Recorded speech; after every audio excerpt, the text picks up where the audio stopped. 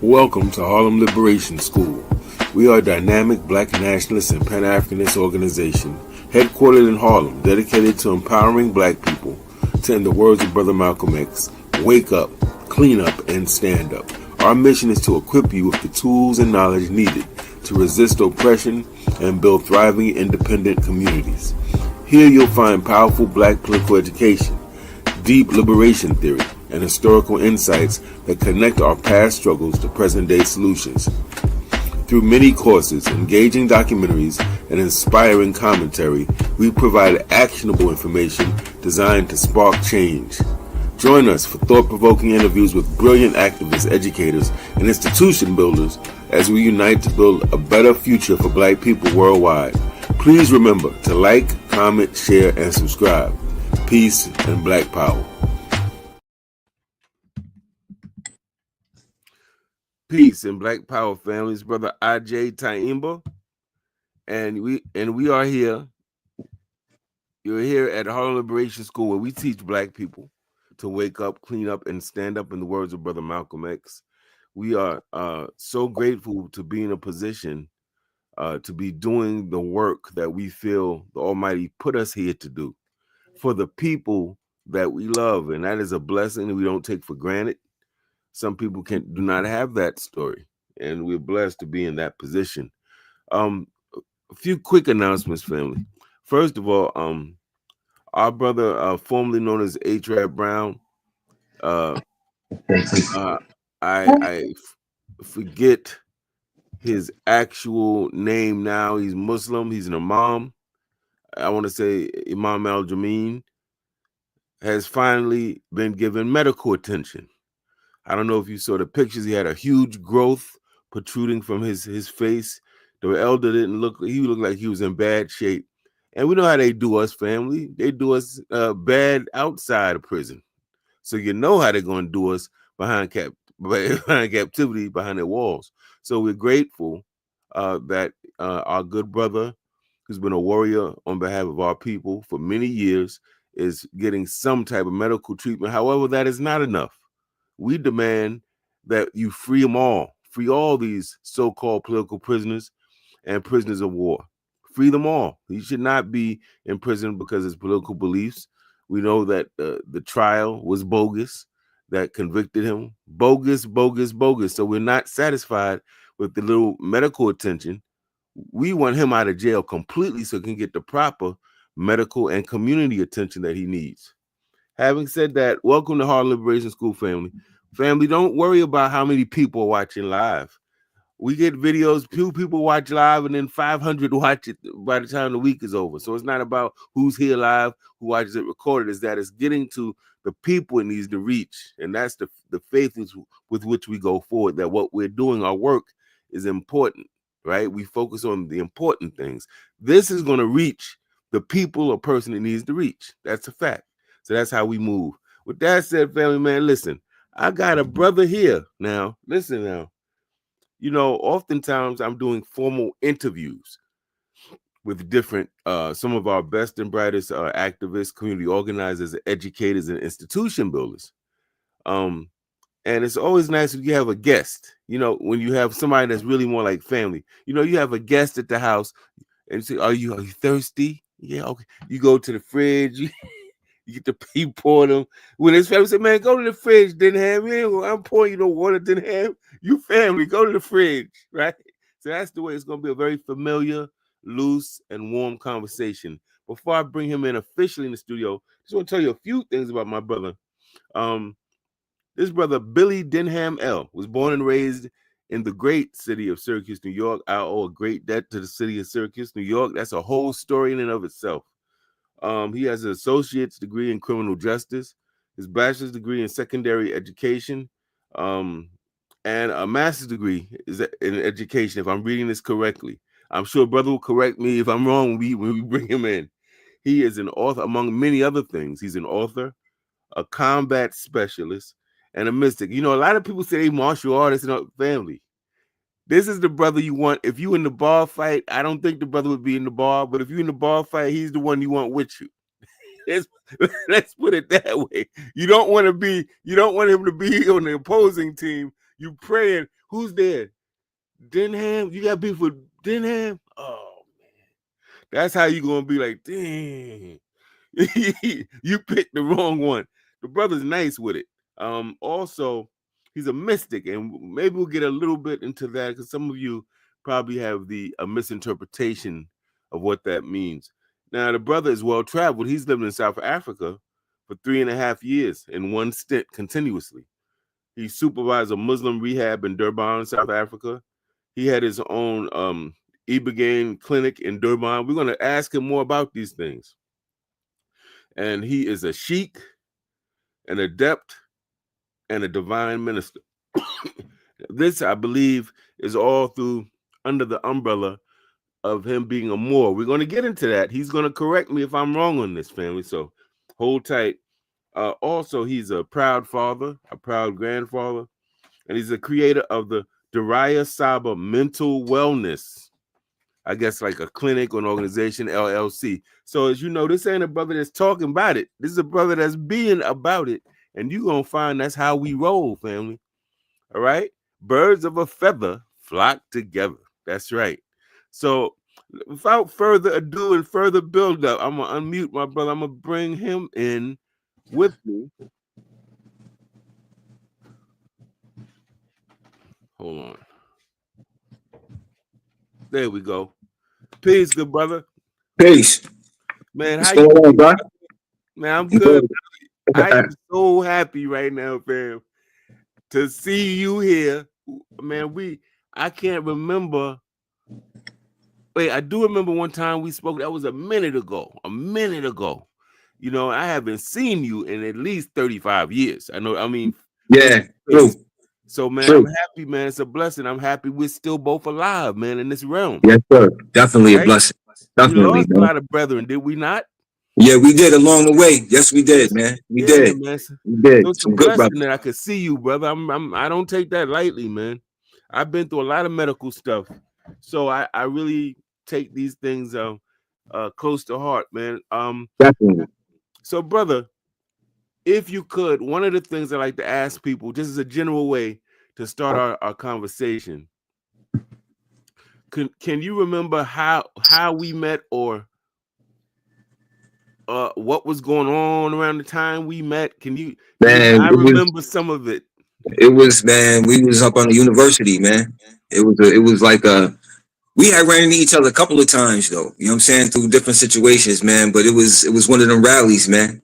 It was a rally, man. You know what I'm saying? You was like you was like the president or something of the African Student Union, the Black Student Union. You know what I mean? Like you was, you know what I'm saying? You was running around, man, and we was with you. Like, you know what I mean? It was just what it was. We all linked a couple times, man. You know what I'm saying?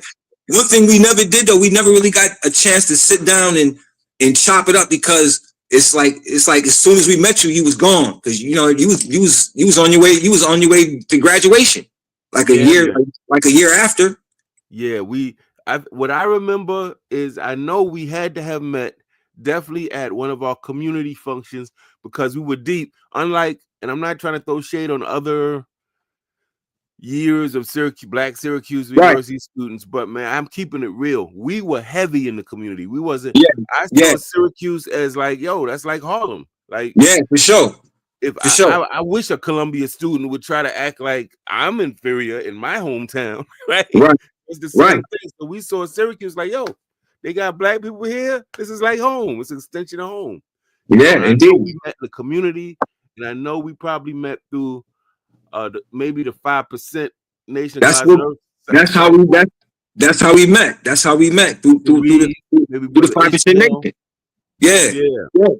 So because I was one of the first guards from the town. Period. You know what I'm saying? Like I got knowledge of self in 1980, man. Yes, sir. You know what I'm saying? By the time I met you, it was like 80. It was like 83. It had to be 80. Well, I came in 86. Okay. So, you close. You close. I came to Syracuse in 86. But yeah, man. I met you in 88 then. Okay. When I came home from the military, I met you through Ishmael and Sharif and them. Right. That's right. And the other thing where we did get to talk, it's funny how things work, because after graduation, whatever, I worked at this all-black daycare family called Grace Children's Academy. Shout Yep, out to Ted and Jackie Grace. And may yep, Mr. Grace rest in peace and power.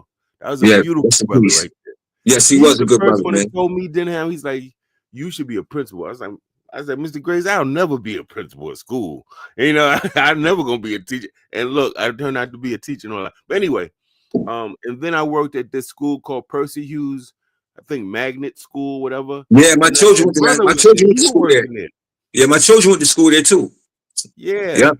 Yeah, So I was in the in-school suspension room. that's the right. white That's man right. little jail inside the public school. Yeah, that's right. You was there. That's right. Yeah, And it yeah, was funny because it was supposed to be rigid and punitive and you can't talk, but that's not my nature, right? So the kids is coming in there and we talking, we play. I got them playing chess and we breaking down history, and the grades went up, and now kids were getting in trouble so they could come to in schools. In school suspension. So the principal pulled me aside like, bro, you can't have them coming to in school suspension. So we created a program, and I don't know if you were, I don't remember if you were affiliated, but we had a program called Pride. yeah, We took a trip to New York City and all that, but that's when me and you got to really talk, because you would come in sometimes. You were working there, we'd be building, man. So yeah. That's true. Yeah, you were I always remember a that. Yeah, good brother. You were always level-headed, wise. You weren't overly loud, boisterous. You cool, and intelligent, and never about foolishness, never about gossiping about nobody, bringing nobody down. So I always saw you as a kindred spirit and just a stand-up brother, thank you, always. brother. I appreciate it. The same sentiments. The same, man. You know, you was always stand up, man. Always, man. Always. Thank You you, was always brother. on your square, bro. Yes, Fair sir. brother. Good brother. Now, brother Denham, there's a few things I always ask people. You were conscious, as you know, you're one of them people that's conscious. This ain't new. You ain't get woke because of Black Lives Matter. You was doing this Right, in the 80s. right. So how did you get on the path, my brother, to let's say consciousness in terms of a black or a political or cultural type of consciousness? What It led all you there? it all started in the 6th grade. It was a brother named Mr. Bill Bellinger. He was a teacher, but he also ran a Yoruba dance troupe called Shanti Amani. And his name his West African name was Omobuwali. And I saw them in the 6th grade. And when I went to the 7th grade, I ended up at the junior high school that he taught at. And I joined Shanti Amani that year. And I became a percussionist. And I stayed with Shanti Amani till I graduated from high school. So I was with him from 7th grade all the way through 12th grade. He was the first one that got me to actually read. He gave me a book. He gave me Roots. I read the whole joint in like 5 days. It was a novel. I read the whole joint in 5 days, right? And he gave me some other books. I read them. And at the same time, in Syracuse, the 80s was a very awake time for Syracuse, New York. It was a lot of black businesses, black business owners, bars, clubs, restaurants, a lot of cultural things that was happening. You had Harambe, you had Yahweh Ben Yahweh people, you had the Nation of Islam, of course you had the 5%, you had African dance, and I was surrounded by my older cousin was a Rasta, you know what I'm saying? Like, so, from young, I used to watch him and this man, pray and smoke the chalice and read the Bible and all this as a kid. So I was just engulfed around culture, man. So it was, even my martial arts training, my first teacher, his name was Ed Fox. He had a school called Chi Wushu Shule. Shule is, Chi Wushu Shule. And I was about 11, 12 when I joined that school, man. And Mfundishi Ed Fox was his name. His title was Mfundi or Mfundishi. I'm an Mfundishi as well. I got that title from him. So I was always surrounded by that spirit. You know what I'm saying? And I just went where my soul told me to go, but it always took me along those paths. It prepared me for today, man. Pretty much, you know what I'm saying. So it was just bound to happen. There was nowhere else for me to. It was just how it was supposed to be. Yo, those of y'all watching, I hope you picking up some patterns here. The brother is basically telling us that there were institutions, programs, community initiatives, important people, and master teachers that he was able to plug into, family. And Yeah, this is why it is important. We talk about youth and they're wayward and they're doing A, B, and C. You better give them something to do. You better give them some direction. Have some programs, some curriculum, some activities. So right there, you see the brothers doing African drumming. The brother's getting some tutelage from brothers who are conscious. He's plugging in, and he had teachers. And our teachers, whether they are formal teachers, I got my certification, I work here, I got a degree, or they're brothers and sisters that's in the neighborhood that's teaching the right. youth. They're blessings, family. Don't sleep on them now. They produce some of our best and brightest. Some people came through an attorney, some people met with an accountant, a few people went to the doctor. Everybody been through a teacher, family. Shout Yeah, out to the teachers. Now you need that God. said, yes, sir. And Syracuse was bubbling. And listen, I was at a panel discussion, brother, up in Syracuse. And man, I got so just emotionally because I was thinking back on there's people in this audience that I remember when I was a young man who would pull me aside and tell me stuff and school me to stuff, take me Right. to certain places. And I was like, wow, man, like this city is, some people may come from wherever city they come from and they may have more of a condescending thing. You know how we could be. We can be real kind of on that class condescension thing. But I mean, I found I had nothing but love from the gang, from the so-called gangsters Oh yeah. to the shooters, to the drug dealers, to the church people, just in the conscious community who really embraced me and took me in, and I will never forget that. I will always be indebted That's to a the fact. city of Syracuse for that. That's a fact. Now, Brother Denham, you got your hands in a lot of pots, good brother. All right. Yeah. I want to know, first of all, I seen you doing a demonstration, brother, on, on Facebook, brother, where you had like a pen or so. I was like, yo, it's doing some old born It was funny too. supremacy type stuff. I was like, oh, get that Yeah, man man. his That's a money tactic. That's a and leave him that's a alone. that's a tactical pin. Everybody should have one, man. Yeah. Now, how did you get involved with the arts, the martial arts, brother? Because I hear people talk it, and they got this belt, but when the demonstration of it was crazy. How did you get involved with that? Well, remember I told you my first teacher, Mfundishi Fox. I was about 11, 12 years old, man. You know what I'm saying? African dance was a lot of it influenced me because we actually had percussion and dance. We had the witch doctor, we had dances, witch doctor, we had funga, we had stick dance, we had these dances, and some of we had war dance. Some of these dances was combat, and you know what I mean. So I was always interested because of Bruce Lee. You know what I mean? 9, 10 years old watching Bruce Lee, man. Everybody in the neighborhood, I was born in '68, so I came up in the '70s. You know what I mean? So everybody in the neighborhood was wearing gis and kung fu shoes and afros and Right. picks and karate. So like everybody, you know what I'm saying? New York State and upstate New York was a haven for martial arts between 1965 up until like 1985, 86.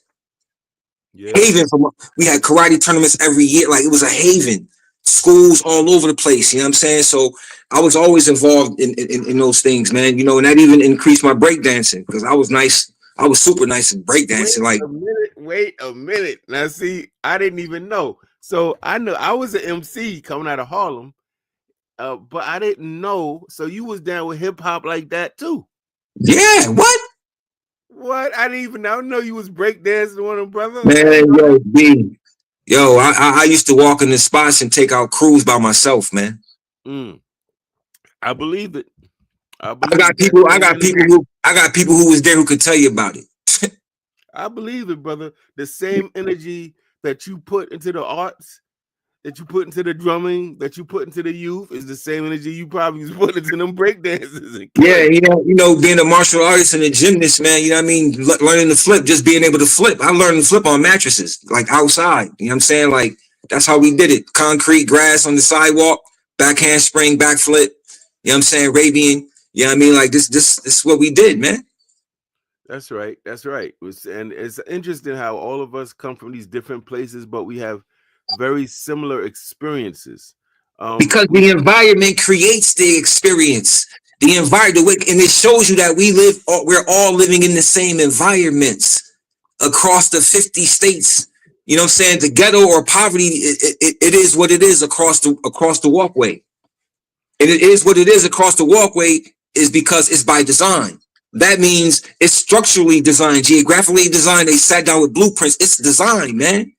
That's right. You see what I'm saying? So, you know what I mean? So what we did within the design, what we did was we adapted. That's the genius of our people. Under any circumstance and adversity, we can adapt. The thing is, how do we adapt? In which way are we adapting for something? Are we adapting in a way that's going to be positive, or are we adapting in a way that's going to affect us in a harmful, negative way? But the point is, we adapt. That's right. We do adapt. You know what I'm saying? So it's it's not Bay, it's ill. It's Denham-El, not Denham Bay. Sorry, brother. My bad. It's all good. You good. I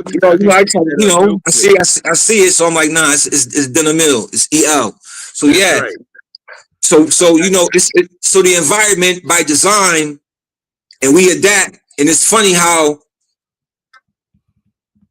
frequency and synchronicity works. You know what I'm saying? Because the mattress is in every hood. Every hood, every neighborhood got the mattress in it. So that's somebody doing a backflip off of. Mm-hmm. Every neighborhood. That's right. You know what I'm saying? So it just shows the experience. The experience, man. It's like you said, man. It's funny how we're all from different places, but we kind of doing the same thing. That's right. That's right. And it takes a certain degree of intelligence to peep that. Intelligence when the society says it tends to be you write well, you do math well, but we know there's all types of intelligences. Some people are intelligent because they have the uncanny ability to connect the dots, to see patterns. Right? Mm-hmm. So that's what I'm saying. Like some black students came to Syracuse from other cities, brother, and was like, there's a small black population here, or whatever. They're not important. And some of us came up there like, yo, this is just like my hood. And some people were like, I remember I came. It's like, oh, you shouldn't go in the hood. You shouldn't go past this. What was it? What was this dorm? Brewster Bowling in Lawrenson was right there by 81. Yeah. And right by the community. You can't go past it because I was like, man, I survived in Harlem. I doubt there any much worse than Harlem. I went right through there, Southwest Community Center, Dunbar Center. So yeah, man. I'm like, this is family. Ain't no difference. There's no difference, but time and space. That's it. But the peoples are the peoples, It's true. Very, very, very true, man. You know what I'm saying? Like, it's just, it just is what it is, bro. I mean, how you do it? The church folk, the religious folk, the prudish folk, the licentious folk, the party all the time folk, the bout it folk, the same stuff everywhere you go. It's the same elements. Yeah, some may be bigger or smaller, but that's it. It's the same element because when the brain is in overdrive or it's under pressure, it resorts to survival tactics. So it creates a certain type of being at that particular point. And sometimes that being, gets to the point where it just don't matter no more. Nothing matters except my survival, like me. And that can, that can be bad for that individual. That's right. Depending on what that individual know or what they don't know. A lot of times, man, what we know and what we don't know, as it sounds like a riddle, but what we know and what we don't know can harm us.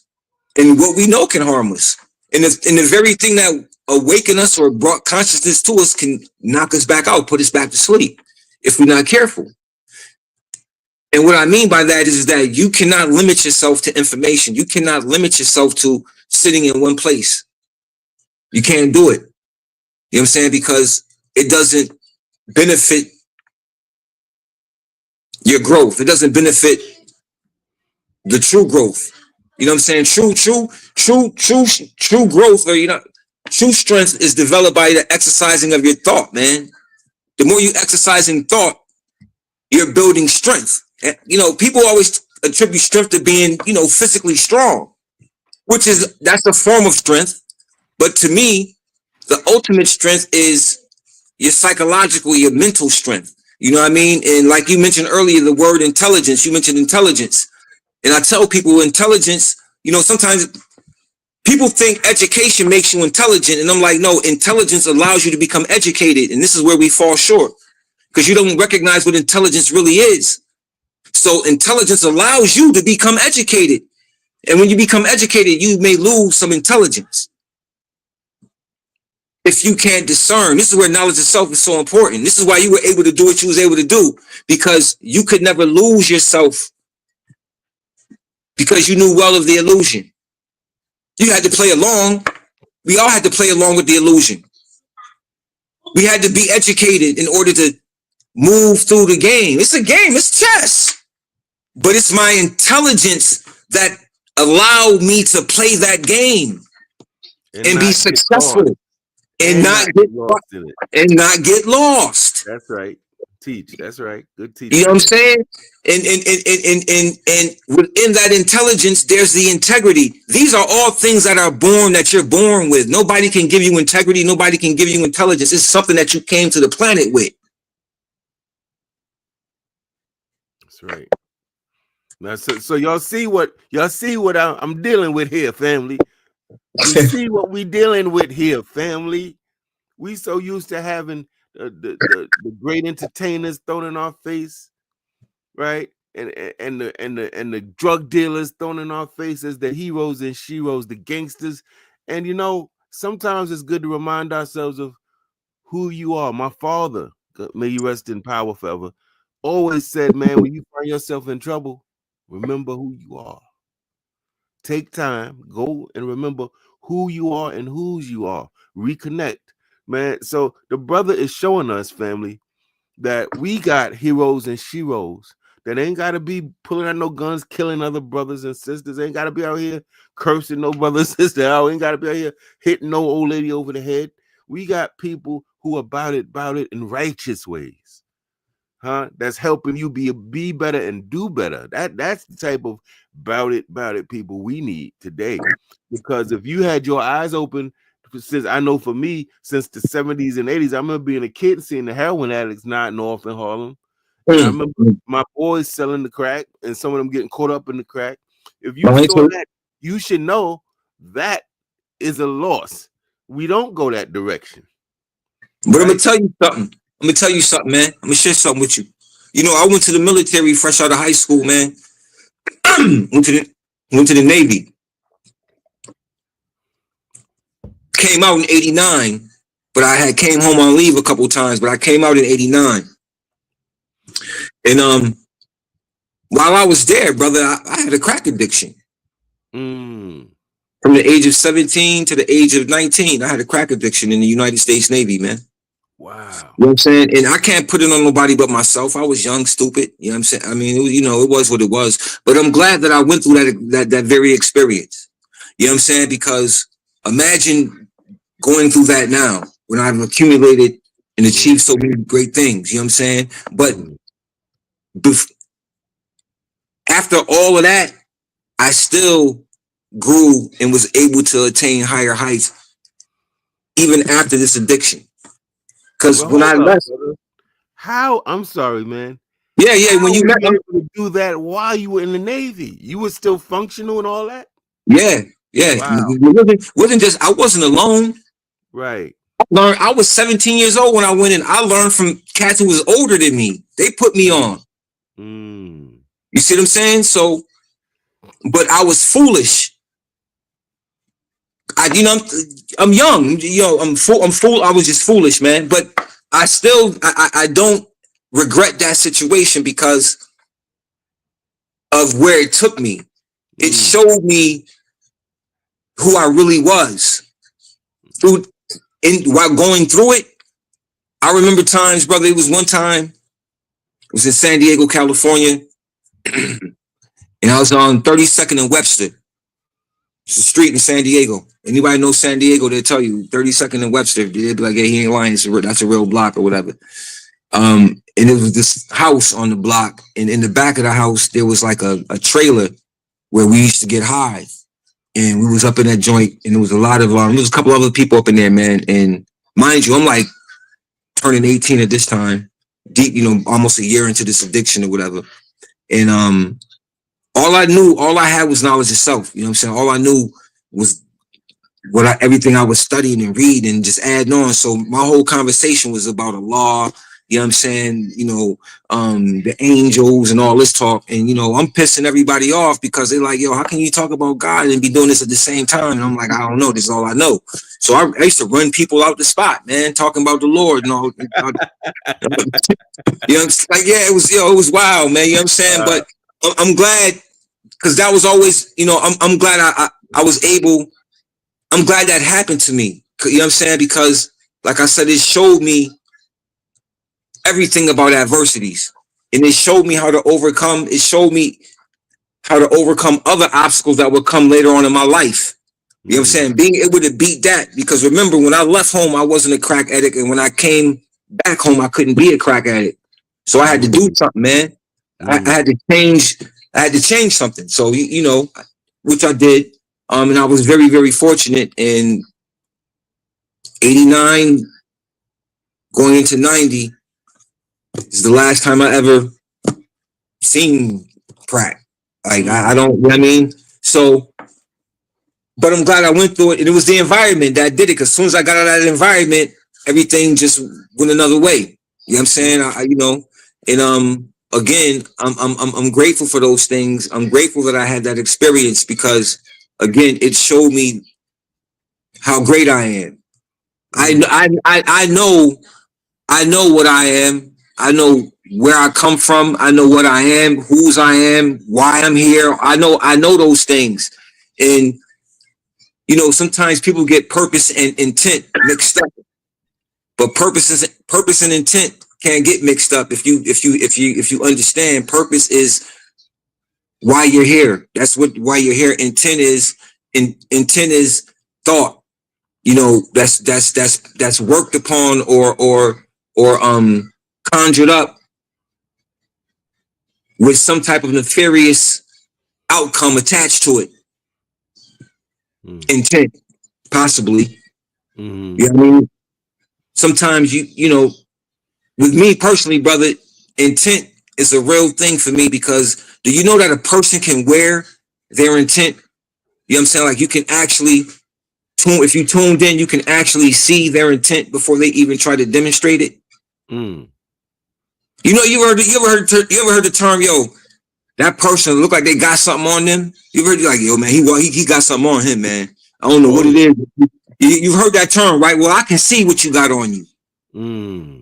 You see what I'm saying? So, and it's true, because our bodies have fields of energy. You know what I'm saying? That you have an auric field, an etheric field, an electromagnetic field, and other frequencies of lower natures can attach to these fields on you. And they begin to manifest in the physical through your character, through your actions. Things, you begin to change. And the person doesn't even see or know that they're changing, because the person is not in control. They're just the host at that particular moment. And later on, they say things like, yo, I don't even remember that, man. Yeah, bro, you did it. You don't remember that? No, I don't even remember. Like, you serious? I don't even remember that, man. And they serious. They don't remember because they don't. Because it wasn't them.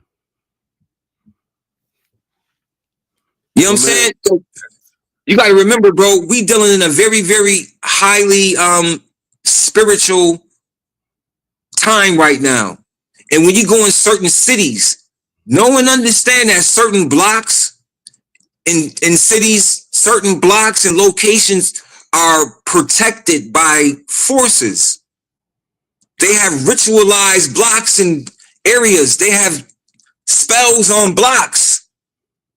Like, you know, there's unseen things that's on these blocks. Like when you're dealing with cartels and drugs and all that, like the real heavy players, they use voodoo and they use different forces and different things, man. You know what I'm saying? Even the higher ups. Everybody's a wizard, brother. Some are wicked and some are righteous, huh? Yeah. Everybody is a wizard, brother. I'm telling you. I've known this for decades. I'm a mystic. I was born like this. You don't become a mystic. It's already a part of you. Your ancestors, you know, it's a part of you already. You just have to take the venture and go with it. So now that you mentioned mystics, you know, we have a tension in the community, as you know, bro. If you're in a black community, you know there's going to be Baptist churches, of course, some black funeral homes, and all this different stuff is going to be there. And there's always a tension between those who are believers, as relates to, let's say, a Christian concept, and those who maybe don't subscribe to Christianity. Maybe they're religious, but in a different direction. And people who are completely banging on all religions because they atheists and they got problems with religions. I'm curious to know, good brother, what's your take on organized religion as relates to our folk in particular? And how does your being a mystic fall into that, challenge it, or what have you? What relationship as a mystic would you have, let's say, with the three major religions or other religions? Well, the three major caught up in a religion big time, you know that. Yeah, well, I mean, you know, because I mean, our people are caught up into religion because we're the first religious people. And I don't mean religion as in the way the Western ideal of an ideology of religion in the three major Abrahamic religions. I don't mean that way, but we the first people who put any type of spiritual systems in place for religions to come into existence. So it's in our nature to be spiritual. You know what I'm saying? Now, religion, that's a little different. That's a little different, but I don't knock anyone because even inside of religions, when you move beyond the external aspect of the religion, there's an internal makeup of every religion. And that's where you get into things that can't be explained logically. They have to be explained in esoteric and spiritual, ritualistic ways. There's other things that you have to do, you know what I'm saying, in order to get a higher understanding, because these books are just a guide and an entry. They're just doors. But once you go inside of these religions, you find that they are actually from systems. Like, for instance, with Muslims and Jews, they believe that when one goes, you know, before the soul can go to paradise, it has to be weighed and balanced out on a scale. Did you hear what I just said? Yep. Ma'at. That's Anubis. First of all, that's Anubis in the underworld with the scale, but the scale is also Ma'at, the balance. So see what I'm saying? So that's Judaism and Islam, for instance. So that's Kemetic. Right? That's right. That's the tie to this is what I'm saying. So when you go deeper into when you go into the internal makeup of these so-called religions, you find that they draw you back into ancient esoteric and spiritual sciences from ancient societies and ancient civilizations And it also takes you into ancient societies. This is where you get different things like Sufis and Rosicrucians. They're not ancient, but if you really know what a Rosicrucian is, it is ancient because it's going back into ancient Kemites, into the cult systems of Isis and Ra and so on and so forth. These cult systems out of Kemet that also became religions or bases for religion. You know what I'm saying? Yes, sir.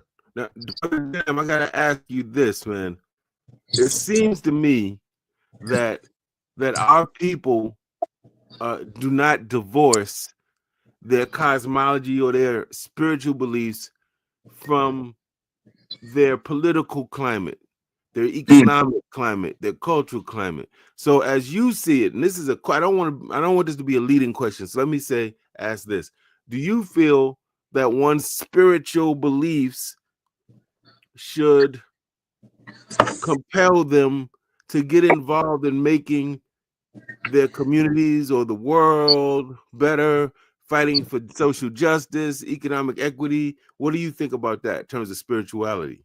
Well, in religion, I would say yes, because the religions teach those things: to give charity, to fight for the oppressed, to fight against the wickedness and to fight against oppression, to uplift, to you know what I'm saying, to feed your neighbor, to love your neighbor as you love yourself. You know what I mean? To not lie and all that. So yeah, it deals with these moral high grounds. But how often do the people actually practice these things that's inclined in the scripture? You know what I'm saying? How often does your neighbor say, come eat with me, brother, come have some food? You know what I'm saying? Or come knock on your door or something. You know what I mean? It doesn't happen. So a lot of it, again, it's just what it is. But I believe that your spirituality should incline you to build your community, to fight for the good and things of that nature, because that's the natural makeup of us. That's our natural makeup. Is to do good.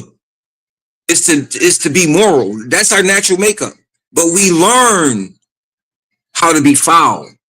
See, we come in, we come good. We are good, but we learn bad habits from environment.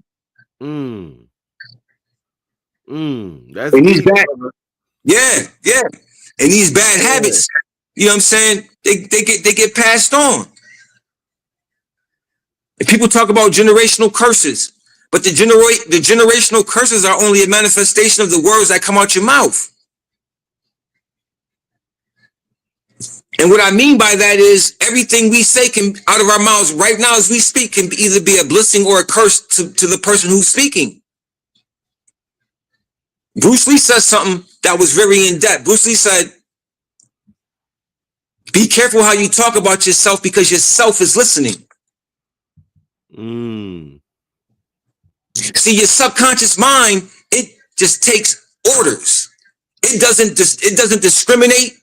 It doesn't distinguish. It just takes orders. So when you're talking directly to it, and it will assist you in what you believe out of your own mouth. So when I say I am, whatever comes after that, it has to be something of power. Yes, sir. We would. And whenever I talk, it's crazy. Yeah. Whenever I talk in goodness as much as I can, because the subconscious mind does not discriminate. So if I'm even trying to talk bad about somebody else, the subconscious takes it as if I'm talking about myself. So we don't do that. So we don't backbite and gossip. This is the science of why religions teach you about backbiting, gossip, and slander, why you don't do those things. But they don't know why you don't do those things. They just tell you shouldn't backbite, gossip, or slander. But why shouldn't you? What is the consequence if you do? The consequence if you do is you curse your own self. See, they give you these things, but they're not telling you why these things are what they are. That's the missing part in religion, is application. How to make the ether stir. Speak things into existence. Well, how do I speak it into existence? What else do I have to do to speak it into existence? Well, you have to make your thought and your emotions one. You have to engulf yourself and embody yourself in your thought and your emotion and make it one with that thought that you're trying to bring into existence. You have to already have it. You have to already feel it and know it and already have it as if you won $1 million already. That feeling, that thought, and that emotion become one, and you can will what you have or what you want. Now, Brother Denham, on that note, because I'm right there with you, brother. Completely everything you said, I'm right there with you. Do you feel that I noticed you've been in South Africa for 3.5 years. I want to know more about that. What led you to South Africa? What were you doing in South Africa? What was the experience like? What led me to, oh, you want me to I'll tell you. Well, my ex-wife, I had 2 daughters, and my ex-wife is a South African citizen. She's born in America, but her mother was a South African. She graduated from I can't remember Wits University, one of Cape Town. She was an ANC freedom fighter, so she got exiled out of South Africa in the 60s. They kicked her out the country. So she didn't go back to the country like for 30 years. She came to America and ended up becoming a professor, a PhD. She taught at Cuba College and so on and so forth. And so anyway, long story short, she took my kids, she took my daughters to South Africa, and I went back to get my daughters. That's how I ended up there. And when I got there, I took a one-way ticket to South Africa because I didn't have a soul. I didn't know a soul there, brother. But she took my daughters, so I got a one-way ticket and just went. You know what I'm saying? I didn't care. I just knew I got the Most High with me. I got forces that walk with me. I'm just gonna go. Everything it's gonna, you know what I mean? I just went. Got there, bro, and ended up staying for 3.5 years. I ended up with a radio show on Channel Islam that had like 1.3 million listeners. I had an ibogaine clinic. Ibogaine is a natural herb that comes from Cameroon. That we use it to break heroin addictions. We used ibogaine to break heroin addictions. Heroin and cocaine addictions. Ibogaine is a natural herb that broke these addictions. It's a Schedule II drug in America. They won't let it into America because America makes a lot of money on addiction and heroin. You know what I'm saying? Right. America owns about 85% of the poppy plants, the poppy joints in Afghanistan, the poppy fields. They own about 85 to 90% of it. So while they're pushing Suboxone and Sublocade and all of this, harm prevention for heroin, they still own it. Like, you know what I'm saying? So they'll never have ibogaine. They'll never let that into this country. So I had my own ibogaine clinic that I ran, for like 2 years in Durban. I also supervised, like I said, a Muslim rehab in Durban as well. And I just got real famous over there, man. Brought my daughters back, 2011, and that was that story, man. That was it. It's much more to that because I haven't even mentioned the Church of Scientology. Oh, brother, get into that too if you want. And how they were in the Church of Scientology. So I had to basically go. Because my ex-wife was pretty much dating an OT, what they call operating thetans, and so I had to basically infiltrate, you know what I'm saying, into in pretty much into the Church of Scientology, which I did. Start reading the books and stuff. Got to the point where I ate the information up, and I started recognizing certain things in the information. I'm drawing on L. Ron Hubbard, where he's drawing his information from, who he's borrowing from, and so on and so forth. You know what I mean? So I was all over it, B. I was all over it. And it's funny because that's at the same time, check this out. When I got back from Africa, I got with Brother Ishmael. And Brother Ishmael had just called me one day. We was talking, and he said, yo, and brother sent me a picture of a chair at a laborers meeting in the Nation of Islam, and it has COS. And I was like, yeah. I said, that's the Church of Scientology. He said, what? I said, yeah. He said, how do you know? I said, oh, bro, let me tell you. So I just started telling him everything. You know what I'm saying? Breaking it down. This was before Farrakhan announced that he was with the Church of Scientology and that they had made an allegiance. Way before it. Bro, we blew the whistle on that. Me and Ishmael, we did our whole Yeah. Did you see it?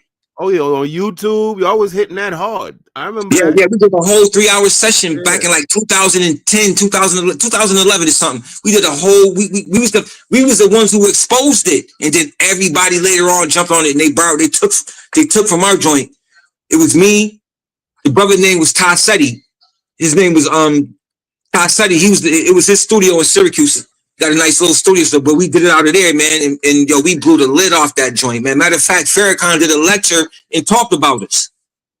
Oh wow. Yeah, man. Yeah. We blew. So by that time, so we get back. I get back to America. This is what's happening at this particular time, man. So now I'm just back. Now I'm just back. I'm just back here now. So yeah, that's pretty much it in a nutshell about Africa. Why I went, why I got, why I was there. But when I got there, the blessing just happened. Remember, I took a one way ticket. I didn't take a round trip. I didn't know what to expect. But I didn't care. I just went and got blessed. Did you eventually get dual citizenship there? Nah, I didn't. I didn't want the citizenship. Okay. I could have got it, but I'm not. That's not my foundation.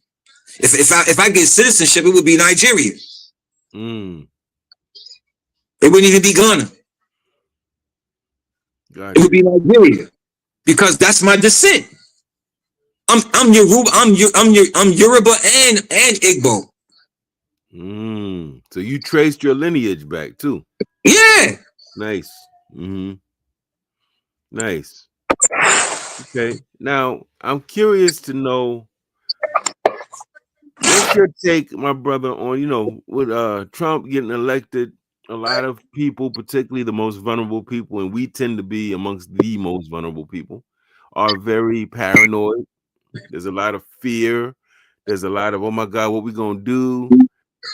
He's gonna take this and that, and he is gonna take it. He is taking it. That's a fact, right? How do you process this thing? What do you see are some things we need to be thinking and or doing in this climate? And think about your local politics, man, and just know and understand. If you got something greater than you going on, then you shouldn't have any fear about nothing. Marcus Garvey said the best fear is for children, and you can't have fear that's unwarranted. You know what I'm saying? Let the cat do something, then get scared. Don't just be scared in nothing. You know what I'm saying? For nothing, because you heard something or because you think we don't have room for opinions and my feelings. This is our problem. We in our feelings a lot, and we gotta move beyond our feelings and get rational and get logical. And until we get rational and logical, we just gonna be in our feelings. And it's a shame that I see a lot of brothers, a lot of men in your feelings, man. I'm like, brothers, what's happening? Like, talk to me. Like it's bad, man. I'm seeing men cry on TV. Crying. I didn't know what the world is. This is 2025 and I can't believe racism is. Listen, racism will always exist. It's a learned behavior. You'll never erase it. It will never go away. So what you can best do is prepare yourself. Always be ready so you don't have to get ready. That's running right. Around, hey, man. Say it again, brother. That's right. I'm saying, just like, yeah, just stop. Come on, man. I grew up watching Archie Bunker and George Jefferson. Honky, nigga, like all of that, all of those words, y'all would have canceled all of that, man. I appreciated those things now that I'm older. You know what I'm saying? Because that I knew who I was dealing with. Today, y'all don't get it. Y'all want everything to be sweet, and in the midst of everything being sweet, you getting smacked up because you believe in propaganda. You believe in people and characters and stuff. Y'all believe in personalities. That's why you're scared. That's why you're running scared. You're scared of a man. That's ridiculous. Yeah, I agree. Like, you know what I'm saying? Like, I understand you may have some concerns, but what you can do is begin to do your own research. You know what I'm saying? Research a little bit. Go find some things. I just threw some stuff up. Everybody's talking about DEI. I just threw up a thing about DEI grants that was for transgender mice. But y'all was running around crying, it's for people of color, transgender mice. You got to read what some of these DEI grants was. Diversity and equity and inclusion doesn't necessarily mean people. Diversity can be anything. You can bring diversity to anything. It doesn't have to be human beings. This is where people this is a play. DEI is experimentation. It's an experiment. COVID. It's just like COVID. It's an experiment, man. It's all of it is. You're looking at psychological operations in your face. They're testing the waters and they're testing the psychological makeup of the people. They messed up with COVID. A lot of people didn't get the shot. A lot of people did, but a lot of people didn't. They didn't get the numbers they were expecting, and now it's all coming out that it was some BS, and that there is consequences behind those shots, which is why Biden said you can't sue them. It's the law that you can't sue them. So I'm curious. Now you're gonna find me, Brother Denham. You got to bear with your brother. I'm jumping around a lot because there's a lot I'm trying to get to before we bounce. And who knows, brother, you might like the energy of this so much and get such good feedback that you might be like, Agyei, we need to do this once a month or something, brother. I don't know. I'm with you, brother. I'm all for it, bro. Never know. You see, I got a title for this, right? Nuff said. Yes, sir. Meaning like that after we cover it, it ain't too much left to cover. Nuff said. Nuff said. Yeah. So okay. So you're into the arts. I know you're into serious study. I know that you're also. Are you Moor? Do you classify yourself as Moorish? Nationalities. My national. I use Moorish American nationality. I'm an American, but my descent is Moorish, which is quote unquote a code for African. You know what I'm saying? Because the Moorish, the Moroccan Empire ran across Africa at one point in time and engulfed a lot of different nations and so on and so forth, fell up under that empire and became quote unquote Moroccan, although they may have been Hausa, you know what I'm saying, Ashanti or Yoruba or so on and so forth. It's just like in America, just like the old Roman Empire. Everybody was Romans, but they was from Carthage and China and so on and so forth. All of these places are what I call old Americas. Like all of these different nationalities making up one quote unquote so-called group, but they all got different descent natures. Right. A lot of people have myths and misconceptions about the brothers and sisters that classify themselves as Moors. I happen to know quite a few people I consider stand-up brothers and sisters that do. And I don't argue with people how they classify themselves. Right. You know, at the end of the day, you know what I'm about, brother. Black liberation. So I don't care what people. That's people's personal thing. But are there any things you think that people need to know that they don't have clear about Moors, that they're confused about, that you think is important to let people know? Well, I could just say this. There's a difference, like when you have the Moorish Science Temple of America, and then you have those who, you know, the people who call themselves Moors, who are outside of the paradigm of the Moorish Science Temple of America and Noble Drew Ali, Prophet Noble Drew Ali, not under that. The difference is that those Moors who are not under the guise of the MST of A, they do things that have nothing to do with the Moorish Science Temple of America, and a lot of times it trickles over into the Moorish Science Temple of America, and the Moors of the MST of A they get mixed up with the Moors outside of the law. So in other words, like driving without driver's licenses and trying to sit in people's houses and take people's houses and squatting and all that type of stuff. That ain't Moorish. That ain't Moorish. That's not the Moorish Science Temple of America. That's something else. But they using terms and signs and symbols of the Moorish Science Temple of America. They're using the intellectual properties but they have nothing to do with Prophet Noble Drew Ali or the temple or anything. Matter of fact, they speak against it and they say all types of things bad about it, and they have no knowledge of it whatsoever. You know what I'm saying? So that's pretty much, that's what I would say that in a nutshell. Okay. And now this thing of nationhood, Brother Denham, what is your take on the idea that black people, some may say new Africans, however you classify it here in the United States, do you see us as a nation, maybe not an active one, a dormant one, but a nation? If not, do you think that we should be trying to fight and organize around the issues of sovereignty and self-determination? Or do you think, that's a bunch of mumbo jumbo, we just keep going and keep going? Nah, because when we look back at history and we study segregation in its pure form, before we were integrated back into segregation, you saw the power we had. You saw the achievements that we could create and make manifest without the European. And the thing is that we have become so codependent upon them in government that we may not ever be able to get back to that particular type of mindset and mind state, because it was a self-autonomous mindset. You know what I mean? When segregation occurred, how do you think we had 8 different Black Wall Streets?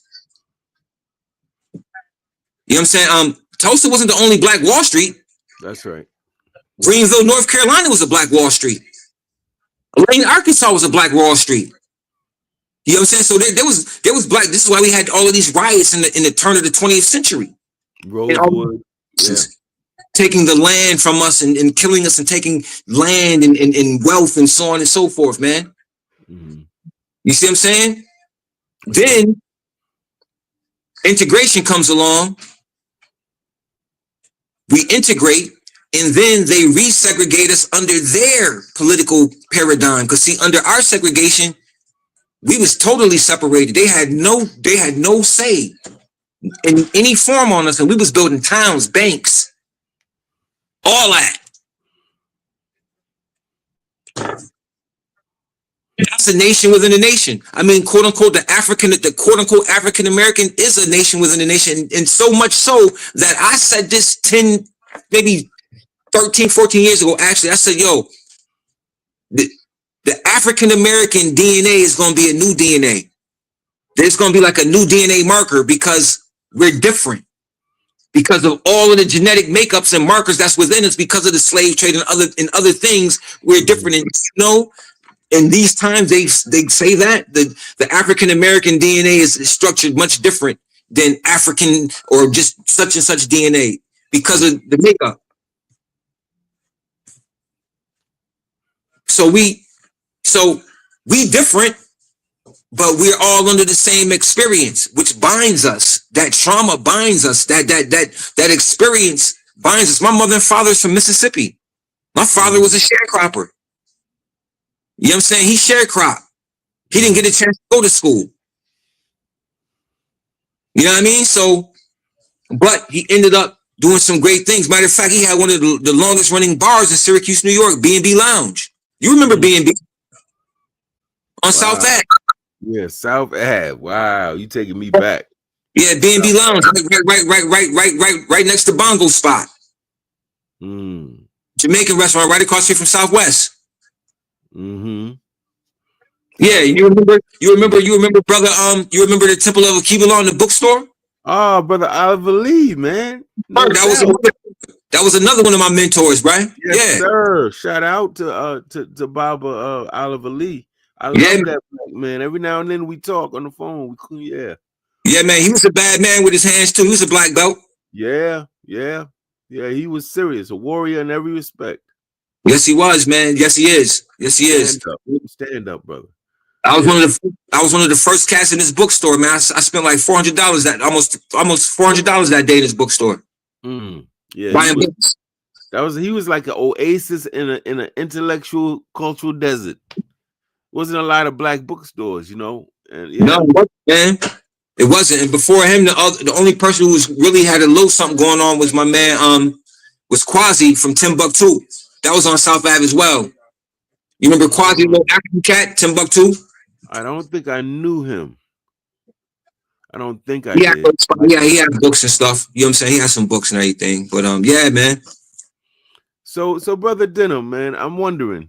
So we got in the 60s, 70s, if you said black, we're gonna have a rally, we're gonna be here, black people should come out. Mad people would come out. Now, it may have been some women, some men, maybe some Christians, some Muslims, some Buddhists, but they would have came. Some people with money, some people without, but they would have came out.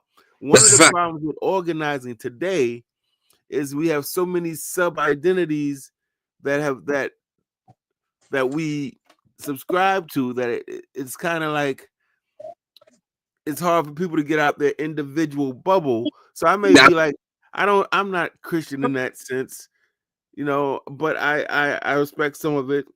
I'm not religious. I'm not this, I'm not that. I do see myself as a black man or a new African descended person. Yeah, of course. I don't allow any of those sub-identities to preclude me from getting involved in something to help us. But it seems like that's becoming a problem. What do you think about that? Because you know you. So you don't have insecurities. See, some people don't want to come around other people because their belief system can be shattered in the blink of an eye because they don't even know what they believe. They've just been going along with the program. So a lot of times we keep ourselves away from others because of our own insecurities. We don't want to be put on the spot. We don't want to be challenged because we really don't even know what we believe in. So a person like yourself and a person like myself, I'll go in. I don't care if it's black. I don't get into terms like I don't get into that. Don't call me black. I don't get into that, man.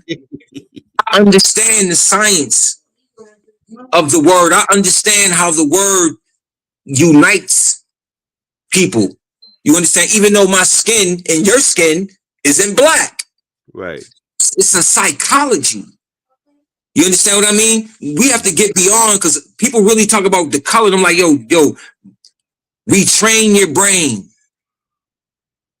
I don't know anybody that's yellow. So you call a Asian man yellow man, he's gonna fight you. That's right. Literally. But you're okay being called black man. Why is the yellow man don't want to be called yellow man and you okay with being called black? Because the yellow man know he has a nationality and a culture that predates yellow. He understands, he knows himself. That's why he won't allow himself to be derogatory, termed in a derogatory way, man. And it's the same with us. Some of us, I know what this is, but I also know why we latched on and utilized this coming from a time of slavery and coming from a time where certain things were stripped on purpose. You know what I'm saying? And anybody who had an inkling of a piece to bring back to the table or the puzzle got removed. And we are watching our heroes get removed. And guess what happens? Fear pops up and we become quiet and complacent. That's right. One of the best techniques that they utilized on us was blaxploitation movies. See, the 70s was the time where that was the time. Yeah. So they took the revolution right out of your hands and put it on TV on 100 Black Caesar. Yeah. Hell up in Harlem. Hell up in Harlem. Yeah. You know what I'm saying? You know what I mean? The sat by the door. They took the revolution out of the hands and entertained the revolution in your mind. And you went to sleep. And they turned right around in the 80s and gave you Boys in the Hood and Colors, New Jack City, and Minister Society 10 years later. And in the 70s, they gave you the Mac. That's right. Superfly. That Mac was very, very significant, man, because in the So Mac, was Superfly. He was actually going against his brother who was the revolutionary. He's like, man, I don't want to hear that, man. I'm trying to get this paper, man. Right, exactly. They were showing you the edge. Man putting that in there. That's right. Bro, it's crazy because they're also showing you a psyop every 10 years how they redo the psyop. Listen to what I just said. The 70s on the West Coast, it was the Mac. The 70s on the East Coast, it was Superfly. And what happened by the 80s? The East Coast is all dope dealers, heroin dealers. Right, The West that's Coast is right. pimping hard, right? Then they did it again in the 80s. They did it with New Jack City. And they did it with Boys in the Hood. The West Coast, they put Boys in the Hood out. The East Coast, they put New Jack City out. This is the 80s. They did it again in the 90s. So there's a game.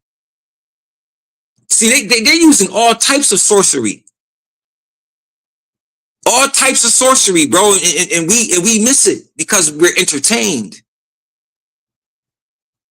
But that's how the sorcery works. If I give you beer, soda in a Super Bowl, I ain't got to worry about what you're doing, man. Because I'm giving you something to do, so I know what you're going to do.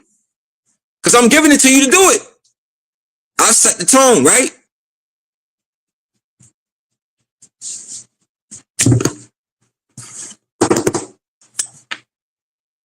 I can't hear you, brother. We went over a little bit here, but I'm good with that. But we're running out of time.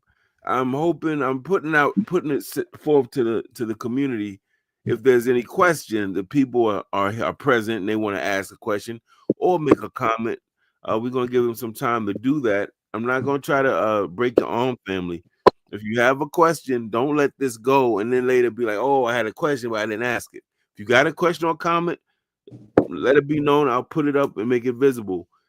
In the meantime, Brother Denham, so the things that you feel comfortable talking about, of course, what are you up to these days, man? Any projects that you want people to know about? Books? Well, yeah, I created a mental wellness. I created Daria Saba. Daria is an Arabic word, and Saba is also an Arabic word, and it just basically means circle 7. And basically what it is, it's a mental wellness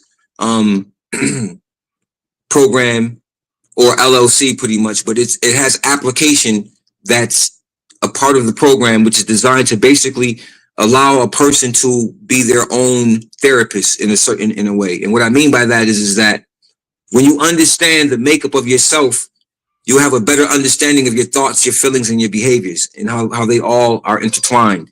Because see, the thing that man has to understand is that the man can understand that he's not his body, but he's using a body. That's gonna open the door for him. But it has to be further explained. You know what I'm saying? Why that's important. You know what I'm saying? That, you're not your body, you're using a body. You know what I'm saying? You're separate from the body, but you're using this physical form. But yet this physical form that you're using has its own nature that's contradictory to you, to the authentic you. So the body that you're using has a nature that's not only contradictory, but it speaks. And if you're not aware of it, you'll fall victim to it every time. And we say things like this, man, sometimes I be getting thoughts, I don't even know where they come from. Or, man, if I would have listened to my first instinct, I wouldn't be in this situation. Well, that means if you didn't listen to your first instinct, you listen to something else. What did you listen to that made you ignore your first instinct? You understand what I mean?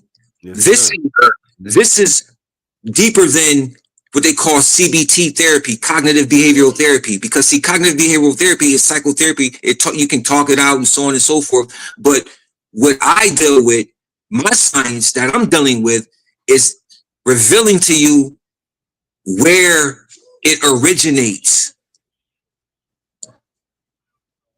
where it comes from. See, it has an origin. These thoughts, they have an origin. They come from somewhere. And if you don't know that, you'll be associating and attributing these thoughts to other things, which are also true. When the devil made me, the devil be giving me thought. Well, your body is a devil. Your flesh has its own body of desires. It wants things. Perfect example. Excuse the explicitness in the example, but this is the best way I can explain it to get the point across. So you walking down the block and you get to 126th Street and you about to turn left and some say, yo, Agyei, don't go that way. And then Agyei say, man, but Keisha down there. You know what I'm saying? And Keisha on the porch. I know she outside. And then so Agyei goes that way. And then Agyei gets home because he almost get stabbed up or whatever, almost get shot, and he get home running, and he said, man, I should listen to my first instinct. but you listen to the body of desires. Mm-hmm. You listen to your flesh. It spoke to you and you listen. See, in the Quran, they talk about shaitan, the whisperer. They talk about the body. But they can't tell you that because it will kill the religion. So we go deeper into the internal meanings of these things, because all of these scriptures are associated with man and his physiological makeup, his spiritual makeup. You understand what I'm saying? So, for instance, I'll give you another example of what I mean.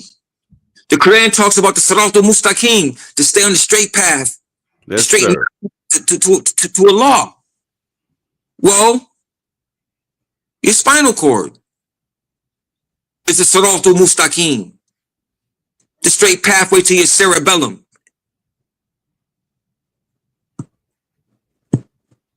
You know, they talk about, in the scriptures, they talk about the promised land where milk and honey flows through. The promised land. You know, in the promised land, there's milk and honey and so on and so forth. The promised land is on your shoulders, brother. Your pituitary gland and your pineal gland, they have secretions. This is where the word secret comes from.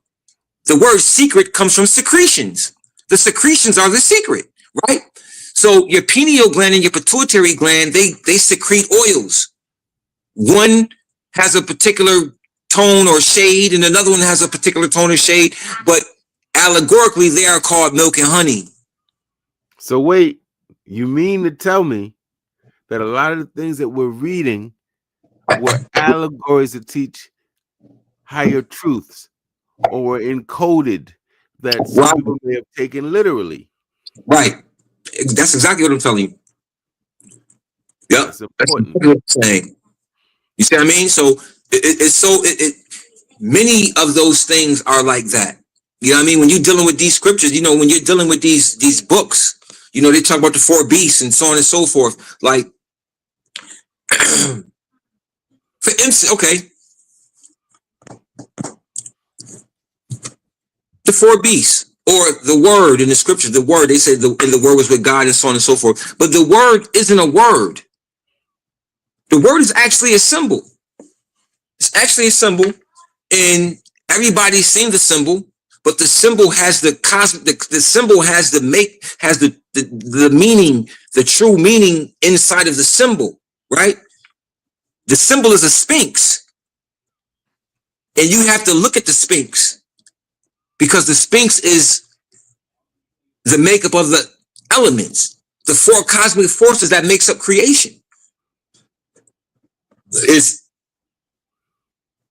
embodied in the sphinx. Yeah. And brother, some people gonna be listening to our discussion.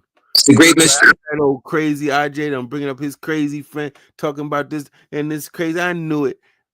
How did you get to this understanding? I assume some of it is intuitive, some of it is observation, and you have studied. Have you read? You studied on stuff like that, is it correct? Read, study. Also, brother, I've been initiated into different societies. I've been fortunate enough to go places and ask questions. You know what I'm saying? And you know, you get taken into places when you know the right questions and stuff. People will introduce you or walk you into places where other people can't go. And then they come back and say, oh, how you get in there, man? I've been living here all my life. I couldn't get up in there. It's just signs and symbols rule the planet, brother. If you understand the signs and symbolism, you understand what you're dealing with. The people who are working the world, they work through signs and symbolism. It's all in the symbols. They hide everything in the signs and the symbols and the numbers. You know what I'm saying? Like, you know, they speak in codes. You know, people laugh, you know, when I say certain stuff, but I just fall back because I know what I'm looking at. But if you haven't been initiated into certain societies and certain schools of thought, you won't know certain things. Certain things are made for the profane. Right. You know what I'm saying? The profane are given things on purpose to misdirect and mislead them on purpose. On purpose. So, Brother Denham, right in line with what you're saying, could you explain where secret societies come from? Why did ancient societies feel there was a need to kind of encode certain things or keep certain things from the masses of people, certain knowledge? Because some people are wicked. Simple and plain. Some people are wicked, and when you are in it, and only certain types of characteristics and traits allow people to become initiated. You had to be of a certain character to even become initiated into these certain ancient societies in these times and periods.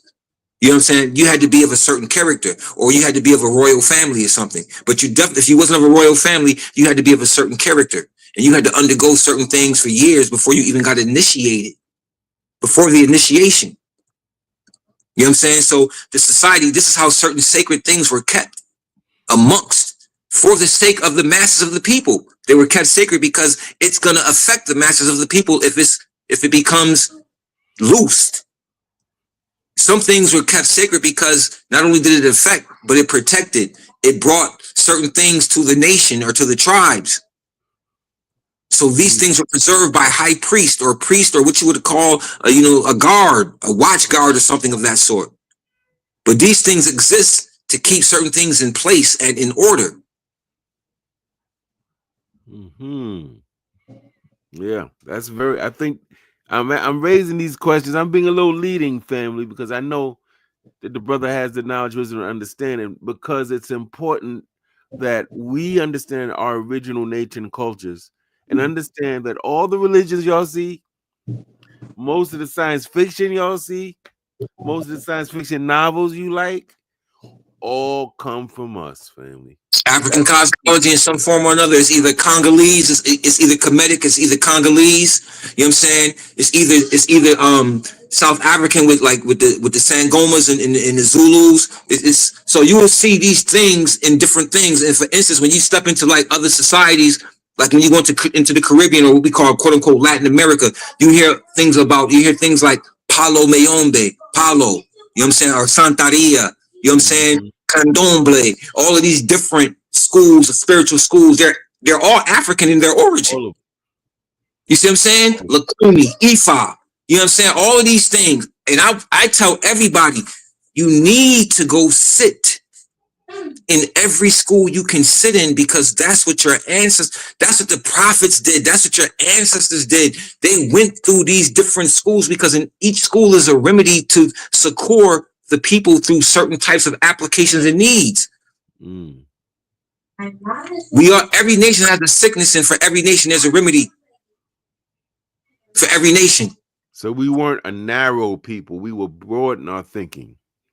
Right. We can't limit it to Christianity, Judaism, or Islam. We have to expand ourselves beyond those things. I would say go through, study all of them schools and find that they're all the same. When you get to the root of them, you know what I'm saying? They all have an origin, and we go back to the origin. You can see how it's split. Like I said, every nation has a different sickness. So the information is given that's going to aid that particular sickness for that people, and it's given in such a way, and it's given to the people by someone who looks just like them. It can only be given to you from someone who's came from that same experience as you. Right. It only makes sense. You know what I'm saying? This is why I always said, well, Master Ferrari really is not my prophet. He don't come from my people. He's an Arab. You know what I'm saying? Technically, he doesn't fit the paradigm for my people. Right. But Drew Ali does. Prophet Noble Drew Ali does. He was born in the state of North Carolina, January 8th, 1886. You know what I'm saying? 1886 in the state of North Carolina. State also means not place, but also means condition. He was born in a particular condition of time, right? 21 years after the Emancipation Proclamation. 2 plus 1 is 3. 3 is a master number. You know what I'm saying? 3 is a high number. There's a lot of things in 3s, 3s, 6s, 9s, and 33s, and it's just a lot of 3s, and so just when you're doing certain mathematics and astrological readings and other things, man, you will find that numbers become very important because they reveal things as well. And this is where you know, it may sound like new age and all this type of stuff, but this is not new age. The new age is antiquity. What they call new age is antiquity. It's only new age because the European wasn't there. That's right. So when the European ain't there, that's either mythology, prehistory, prehistoric, or they call it new age or something, because he wasn't in existence to see it. So it doesn't, that's history. That's mythology. Oh, that's what him. Because he wasn't there. That's right. He has a time period. He has an origin. You know what I'm saying? He didn't come with the planet. He has an origin. He's an experiment. He was created. Not created, he was made. Pardon me. He was made. And he knows it. Bro, he calls himself mankind, not me. Mm-hmm. Yeah, one small step for man and one giant leap for mankind. You remember that saying? Yeah, when dude went on the moon. Who was leaping? Mankind was leaping, right? Mm-hmm. Yeah. The original man and mankind is two different men. He's a kind of a man, but he ain't the original man. So he said it, one small step for man and one giant leap for mankind as he was leaping. Mankind was doing what they do. They doing what he was doing. Mm-hmm. It's all in symbolism, right? It's just words. Just they throw signs up, they do all types of stuff. They use codes, they do it all day long, man. I told everybody last year that this year that Kansas City Chiefs is gonna win the Super Bowl. I told them like 5-6 months ago. That's gonna win. This will be number 3. 3 in a row? Be that 3. I see. Yeah, the Kansas City Chiefs, the Philadelphia Eagles, you know what I'm saying? And then we had the Black Hawk helicopter that crashed a couple days before the Super Bowl. All of these plane crashes a couple days before one of the biggest rituals on the planet go on, the Super Bowl, halftime rituals and all types of crazy stuff, man. The biggest time for child trafficking and human trafficking is the Super Bowl time, and it's in New Orleans. New Orleans, full of voodoo. The energy down there is going to be off the chain of wickedness, B. The spell, it's going to be crazy down there, man. So, Brother Denham, man, we get ready to wrap up, good brother. But first, I want to thank you for your time, your energy, your spirit, your work you've done throughout all these decades. I like to say I'm blessed to know and have rolled with people who ain't new to this. They true to this. I hear people talking, and I'm like, been there, done that. I'm not in an arrogant way. Just me. I'm moving different. I did that since I was 13. That's right. I want to move in a different way now. That's right. You know, but I think it's important that we're here, brother, to be. Some brother Ishmael told me, man. I was on the phone. I was like, man, or I was kind of sad. As like my elders are dying. My babas and jegnas, man. And he said, brother, we're the new elders. Yep, it's a fact. Stopped me in my tracks. I was like, wow, I never thought of it that way. We are, brother. We're here to be that for another generation, like we got it when we were younger. You know? Brother, we are wise counsel, brother. That's what we are. We wise counsel. You know what I'm saying? You know, and we only counsel for the wise. The wise will be wise enough to know that we are counsel, and they will find us, and we'll find them. It's how it works. You know what I'm saying? See, you know, we are at a point in time, brother, where we don't go and look for seeds to plant no more. They come find us. They come find us, man. Because I know I went and found everybody that gave me something. I found them. You know what I'm saying? And I was led to them. Now that I'm thinking about it, I wasn't on my own, even though I was by myself as I thought as a child, but I was being led, brother. And I was allowing myself to be led without even knowing it, because I was in such a state of happiness. Going to karate, martial arts and break dancing and rhyming, hip hop. That culture, man, was just, it's the fountain of youth, man. You know what I'm saying? Like the culture, I live in it. I embody that culture, man. People be like, what you mean, hip hop is music? I'm like, nah, music is a part of that culture. Y'all got the music industry all mixed up with the culture. The music industry has nothing to do with hip hop in any form.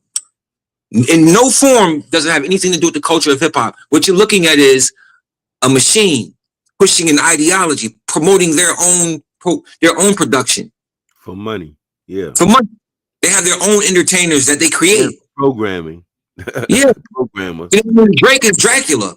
You know what I'm saying? You know, you take his word, you take the word, the name Drake, and do the etymology on it. See what Dracula, dragons, Drake. It links to all types of weird shit. But they do this. They talk through signs and symbols. He's always wearing owls on his shirt and all type. Then you gotta watch the signs and symbols, man. They say one thing on their mouth, but something else is telling you something. If you understand the signs and symbols, you know exactly who you dealing with. You know, and they got the owl on there. He wearing the owl on his shirt, man. You know what I'm saying? The oval, the owl, man. But we know the owl is tied to Moloch or Moloch, the one who they sacrificed children to. In the Canaanite times, Moloch, the same owl that's used at Bohemian Grove. Right, that's crazy. Yeah. See, Bohemian celebrities and politicians go to this. They all tied together. They tied together. Freak off. They talk about P. Diddy. You talk about some freaking off for real. Way before him. Yeah. Yeah, they all connected, man. Hollywood and the government is the same people. They connected. All that entertainment stuff is connected directly to the arts and entertainment world is connected to the government. They work. They push. The government uses them to push agendas and vice versa. And you know I'm ex-military, so you know I can identify a psyop and a false flag when I see one immediately. Yeah, like Ishmael too. You and Ish. Yeah. Me and Ishmael. Yeah, I remember one day. Hey, you remember brother Shamosi? Oh yeah, Shamoshi Bey. Yeah, that's my man. Shamosi, I ain't seen him in a while. Is he down there with you? Is he down that way? I believe so. He hits me up on what you call it. What's that? TikTok, Instagram, one of them. I think he's in the city here. Yeah, I think so. Yeah, Shamoshi, that was my man right there. That was a good brother, man. Yeah, Shamosi Bey. Yeah. It was a lot. He could spit. Yeah, he was a beast, man. He was a beast. He was a beast. But look, brother Denham, we're gonna bounce, man. We thank you for your time and energy and all the work you've done over the years. No problem, brother. Appreciate it.